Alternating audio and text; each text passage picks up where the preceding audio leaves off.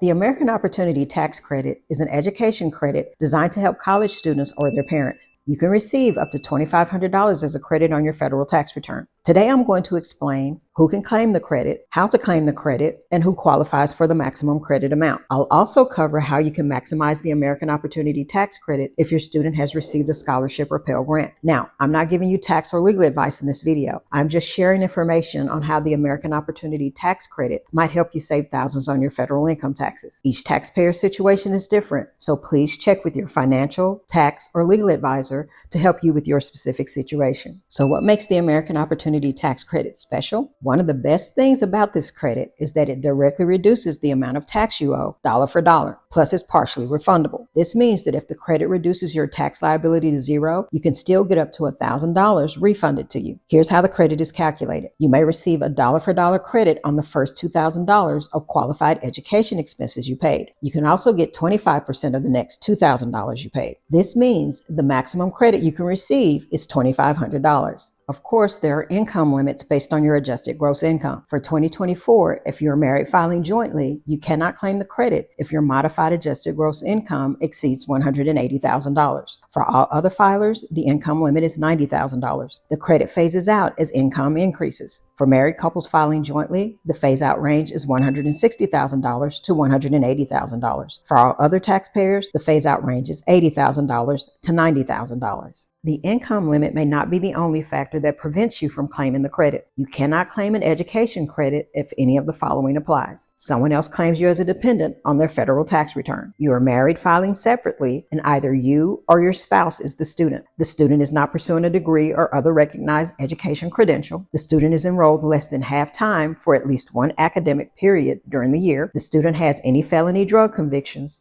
or you or your spouse were a resident alien for any part of the year and did not choose to be treated as a resident alien for tax purposes. The American Opportunity Tax Credit applies only to the first 4 years of higher education. Either the student or the person claiming the student as a dependent can take the credit. If the parent claims the student as a dependent, the parent will claim the American Opportunity Tax Credit. It's important to note that you are never required to claim a dependent, even if they qualify as one. However, if a student meets the qualifications to be claimed as a dependent, they must indicate on their own tax return that they are dependent, whether the parent actually claims them or not. If a student is not claimed as a dependent, they may be able to take the American Opportunity Tax Credit on their own tax return, but most students will not qualify for the refundable portion of the credit. On the other hand, if the student is your dependent and you meet the income and other requirements, you qualify to receive the refundable portion of the credit. If you're the student and you're claiming the credit on your tax return, you cannot claim the refundable portion of the American Opportunity Tax Credit if all of the following apply. You are filing as single, head of household, or surviving spouse, or married filing separately, and at least one of your parents was alive at the end of the year, and one of the following is true. You were younger than 18 by the end of the year, or you were 18 years old at the end of the year, and your earned income was less than half of your total support, or you were over 18 but younger than 24, you were a full-time student, and your earned income was less than half of your total support. As a parent, as long as you meet all of the requirements and the student does not provide more than half of their own support and is claimed as a dependent on your federal tax return,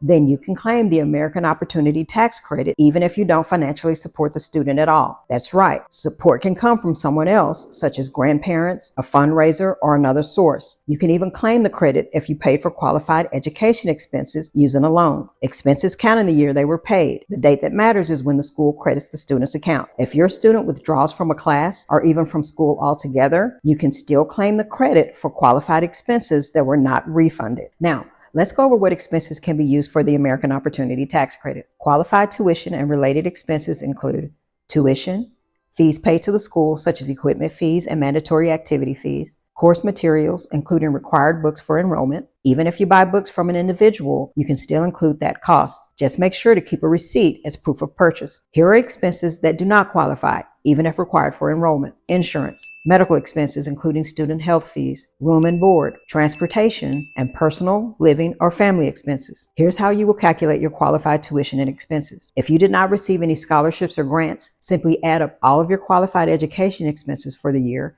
and subtract any refunds received from the school. This is the amount you will use to claim the American Opportunity Tax Credit. If you receive a refund for any expenses in a later year after already filing your tax return, you may have to repay all or part of the credit. You do not need to reduce your qualified education expenses for wages or payment for services, gifts, an inheritance, or withdrawals from the student's personal savings account. Since the American Opportunity Tax Credit is relatively easy to claim, you might be tempted to take it even if you don't qualify. As a former IRS auditor, I can tell you that if you're ever audited, this is one of the first things an auditor will check. If you don't qualify, you'll have to pay it back with interest, and you may also face penalties. In fact, you could even be banned from claiming the credit for 2 to 10 years. Here are some things you absolutely cannot do when claiming the American Opportunity Tax Credit. No double dipping.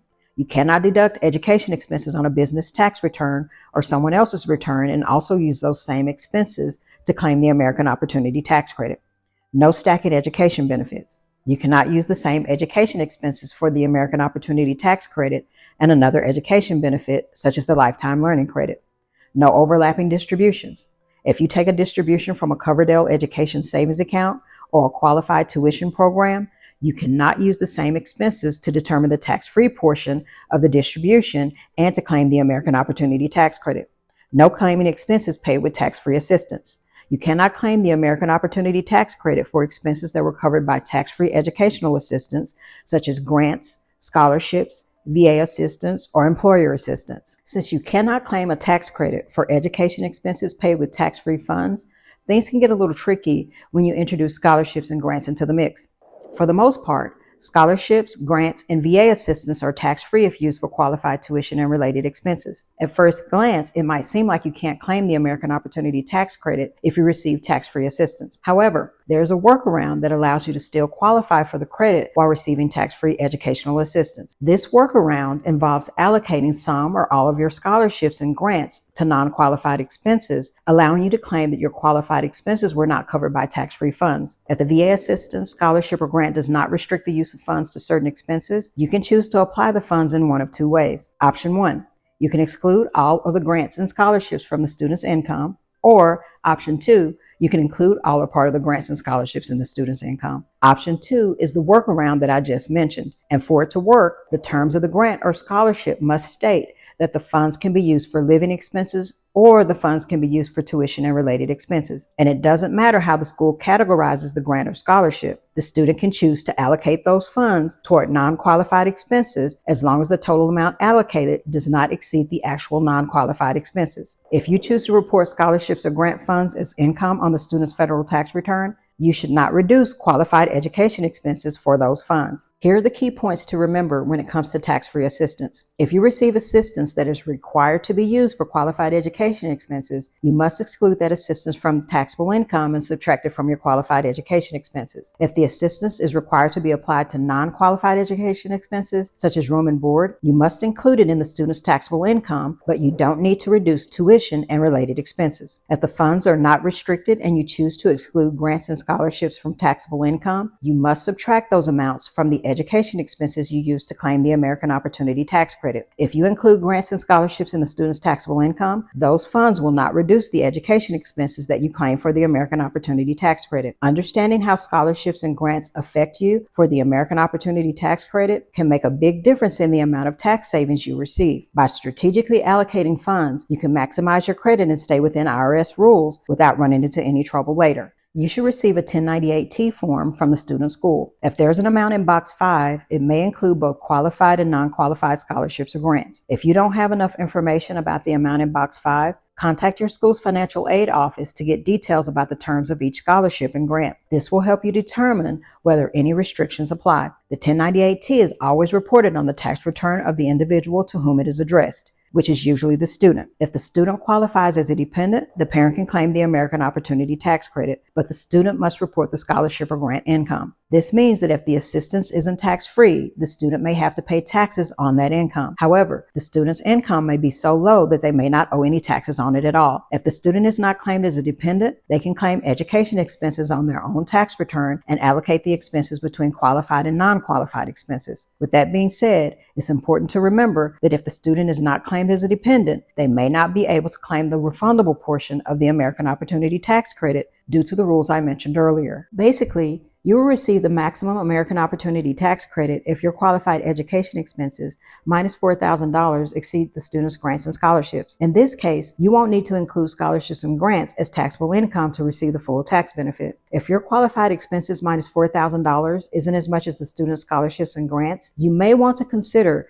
including all or part of the scholarships or grants as taxable income. To determine the best strategy, you should run multiple scenarios for both your federal and state tax returns, as well as the student's tax returns, using different education expense allocations. Essentially, you'll need to adjust the numbers and see which approach minimizes your overall tax liability. This process can be tedious, but the goal is to optimize your tax outcome. In some cases, you may find that not claiming the full American Opportunity Tax Credit is actually more beneficial, especially if it helps you qualify for other credits such as the Earned Income Tax Credit. Beyond taxes, you should also consider how including scholarships and grants as income might impact the student's financial aid next year. For instance, a higher reported income could reduce the grants the student qualifies for in the following year. In other words, don't just focus on tax benefits. Think about the bigger financial picture. Remember, the student isn't required to claim all of their scholarships and grants as income. They should only report the amount that provides the greatest overall benefit. After evaluating different scenarios, go with the option that works best for you.